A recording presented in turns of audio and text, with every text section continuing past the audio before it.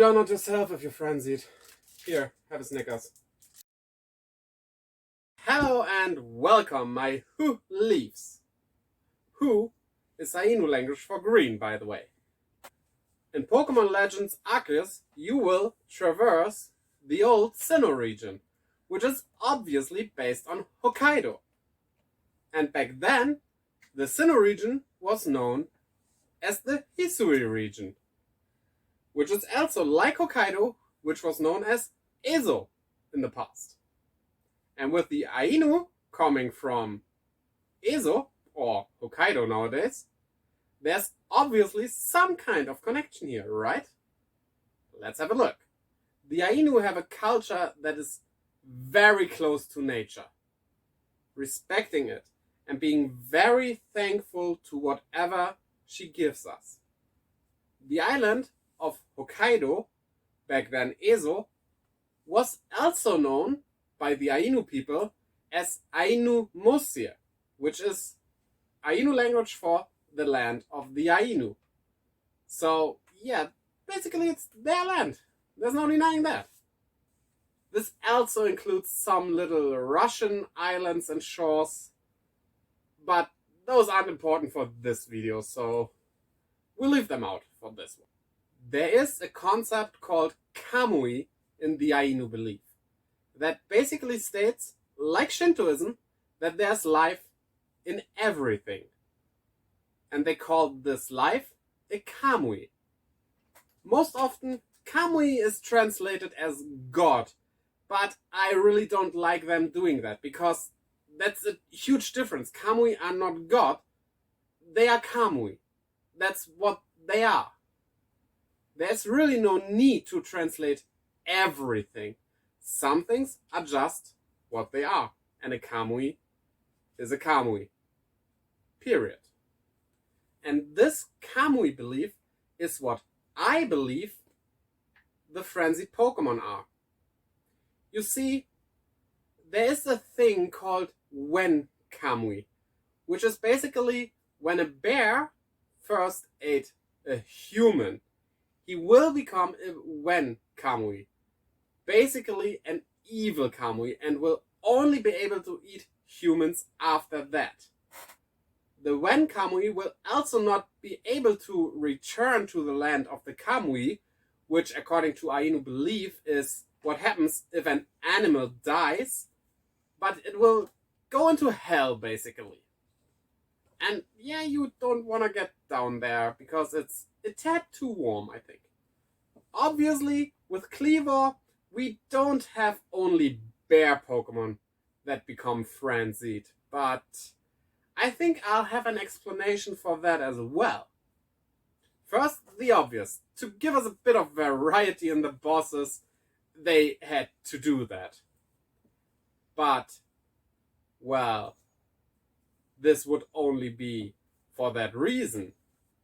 Could there be another reason, though? Yes, there might be a very logical reason why Wen Kamui are only connected with bears and not animals in general. You see, on Hokkaido, while the Ainu people were still strong going there, weren't really animals that were capable of eating humans besides bears. And yes, I know, you might say there's the Hokkaido wolf, granted, but actually wolves do not really eat people.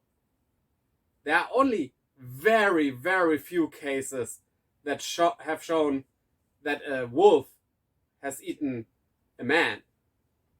And that mainly was because he had rabies. Yeah, the Hokkaido wolf is theorized to be extinct because of some kind of rabies, but once, that's a theory, and second, it might still just be the case, even if they had rabies, that it just never happened that they ate a human being.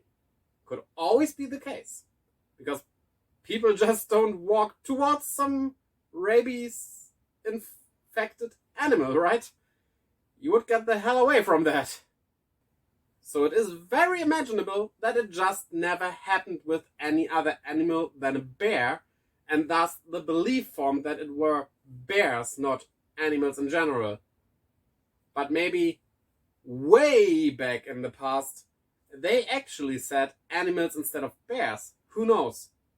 Stuff like language, especially history, that is only forwarded via mouth, can be, well, different from what actually happened. Even written records are always to be taken with a grain of salt. But would the Pokemon Company tell a story where Pokemon get angry and eat humans? But there's the thing.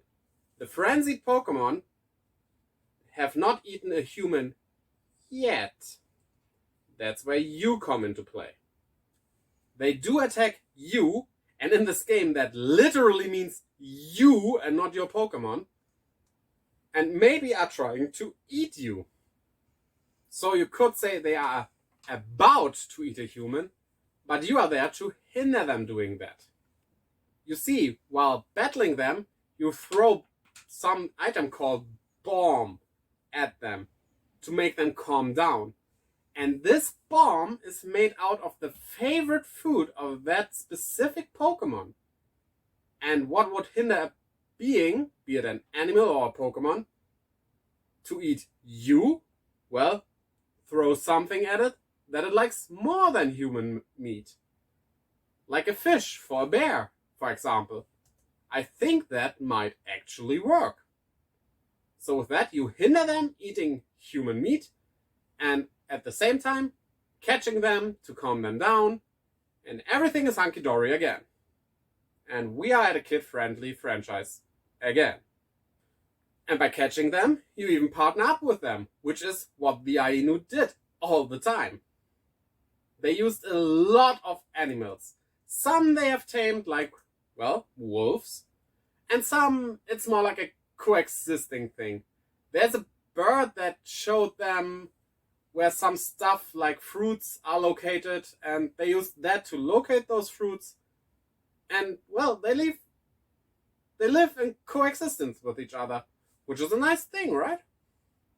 Also, they did use some animals as partners for hunting. And basically that is what you do while catching Pokemon. You choose a Pokemon that fights for you, and then you catch that other Pokemon. That's hunting, basically. And this is also why Sinnoh is one of the best regions to start hunting and catching Pokemon in. Sure, there are other cultures that also live close with nature and tamed animals and stuff like that. But the Ainu also were master craftsmen on top of that. And crafting is a huge part in these games as well. We do know about smoke bombs, and we could also guess that there might be some kind of trap items you can use. And the Ainu people used a lot of traps to catch their prey. They have to eat as well as all other people around the world, right? The number one thing you build, obviously, are Pokeballs, which are made from apricocos and some tumblestones. I always thought that one apricoco makes one Pokeball. However, screenshots show us that you need 4 of them, so I don't know how that works. Apricorns are Pokeball sized already, so what are you doing with 4 of them to build one Pokeball? Maybe the screenshot is kind of misleading. Okay, turns out I'm kinda dumb. I now have seen how this works. The left part down there shows you how many items you have in your inventory, while the right part shows how many you have in your base. And the number up there tells you how many those are combined, while the numbers in the black arrow actually show you how many you need. So you need 1 apricorn and 1 tumblestone. Makes way more sense than 4 apricorns. The way you hunt the Pokemon also reminds me a lot of how Ainu hunt. with sneaking around them, waiting for the right chance to strike.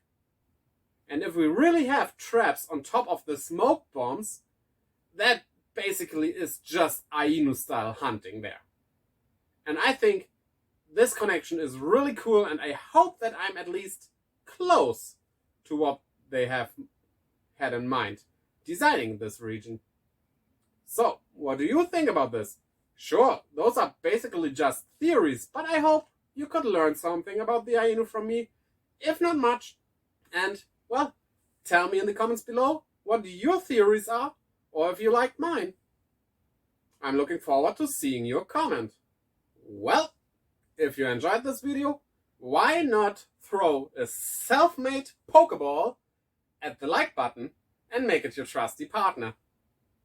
And also throw a smoke bomb and stealth around the subscribe button to hit it and the little bell when they least suspect it, which is right now. And while you are at that, have a look at the links down in my description below, which lead you to my Twitch, Twitter, and Instagram, and see what I'm doing there. Until next time, bye-bye.